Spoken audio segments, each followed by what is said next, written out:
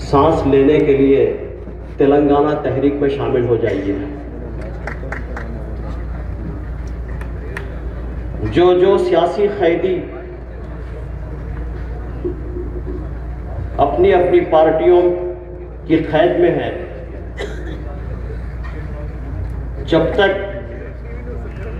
ये कैदी आज़ाद नहीं होंगे तेलंगाना की मंजिल बहुत मुश्किल है। जब तक हम इनको सबक नहीं सिखाएंगे। तेलंगाना तहरीक में जमात इस्लामी हिंद जो लोग जानते हैं वो अच्छी तरह जानते हैं कि ये एक तहरीक है और इस मुल्क में अल्लाह की ज़मीन पर अल्लाह के बंदों पर अल्लाह का कानून नाफिज करने के लिए पुरअमन आईनी जिद्दोजहद कर रही है और वो चाहती है कि अल्लाह के बंदों तक अल्लाह का पैगाम पहुंच जाए। लेकिन ऐसी जमात और ऐसी तहरीक तेलंगाना मूवमेंट का साथ क्यों दे रही है? सवाल ये है। तेलंगाना मूवमेंट का साथ जमात इस्लामी हिंद इसलिए दे रही है कि तेलंगाना की मांग, तेलंगाना का डिमांड ये हक व इंसाफ का डिमांड है। तेलंगाना के साथ नाइंसाफी हुई। नाइंसाफी सिर्फ एक शोबे में नहीं हुई, नाइंसाफी जिंदगी के तमाम शोबों में हुई। मैं एजुकेशन से ताल्लुक़ रखता हूँ। 4 डिस्ट्रिक्ट्स रायलसीमा के और उन 4 डिस्ट्रिक्ट्स में डिग्री कॉलेजेस 70 पाए जाते हैं, गवर्नमेंट डिग्री कॉलेजेस, और तेलंगाना के 10 डिस्ट्रिक्ट्स और गवर्नमेंट डिग्री कॉलेजेस ओनली 74 पाए जाते हैं। 1000 रुपये खर्च किया जाता है। नाइंसाफी पानी की तकसीम में होगी। गोदावरी बासर से गुजरती है, गोदावरी वरंगल से गुजरती है, गोदावरी करीमनगर के दामन से गुजरती है, गोदावरी वरंगल से गुजरती है, खम्मम से गुजरती है। 79% गोदावरी का कैचमेंट एरिया, पानी के बहाव का एरिया तेलंगाना का है और गोदावरी से जो पानी हमको मिलता है वो सिर्फ 1% है। लेके रहेंगे, लेके रहेंगे, आपके जिले में जो पोचम पहाड़ प्रोजेक्ट है ये उसी वक्त शुरू हुआ था जब नागार्जुना सागर प्रोजेक्ट शुरू हुआ था। ये मेजर प्रोजेक्ट था लेकिन अब ये माइनर प्रोजेक्ट के अंदर तब्दील हो गया और महाराष्ट्र में पाए जाने वाले वो प्रोजेक्ट्स जो बन रहे हैं अगर वो बन जाएंगे तो ये पूरा निजामाबाद, करीमनगर, वरंगल, खम्मम तक ये पूरा रेगिस्तान हो जाएगा। यहाँ पर पानी का खतरा नहीं होगा। पोलावरम प्रोजेक्ट जिसके लिए अब कुछ पादा यात्रा भी की जाने वाली है। 230 विलेजेस खम्मम डिस्ट्रिक्ट्स के पानी के तहत आने वाले हैं, जेर आब आने वाले हैं और 3 लाख लोगों का रिप्लेसमेंट होगा। वहां से घर दार, जमीन, जायदाद सब छोड़कर उन बेचारों को चला जाना पड़ेगा। 3 लाख लोग हैं और 230 देहात उसके तहत आ रहे हैं पानी में। लेकिन पानी का एक खतरा तेलंगाना को मिलने वाला नहीं है। एक खतरा पानी। कहां कहां नाइंसाफियां नहीं हुई। नाइंसाफियों की एक दास्तान है। फिर हम क्यों हैं इसमें? इसलिए है कि मुसलमानों के साथ भी नाइंसाफियां हुई हैं। 1956 से पहले उर्दू जुबान यहाँ की सरकारी जुबान थी।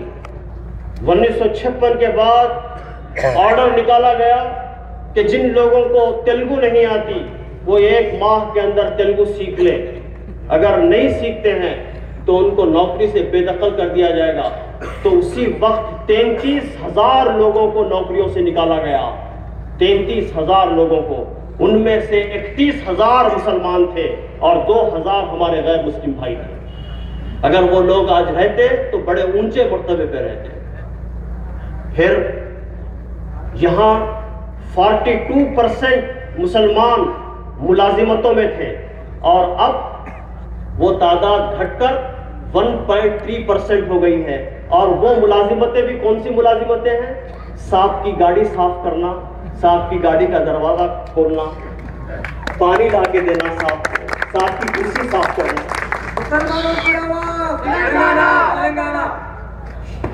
ہماری گڑیاں تھیں، جائیدادیں تھیں. 42% زمین مسلمانوں کی یہاں پر تھی اور وہ گھٹ کر اب اس وقت only 2% زمین رہ گئی ہے مسلمانوں کی. یہ آگے کی لڑائی لڑنا ہے ہم کو. 2% زمین رہ گئی.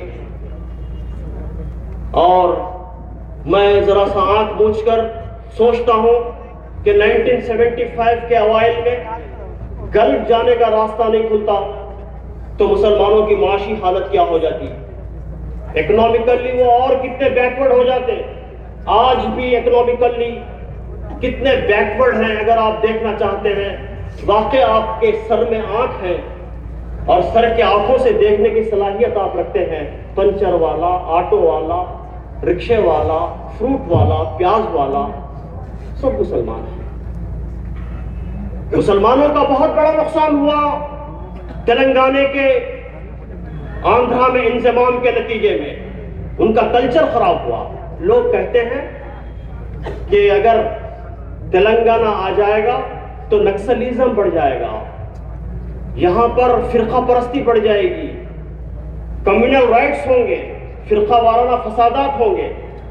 تلنگانے کا یہ علاقہ 400 سالہ تاریخ رکھتا ہے.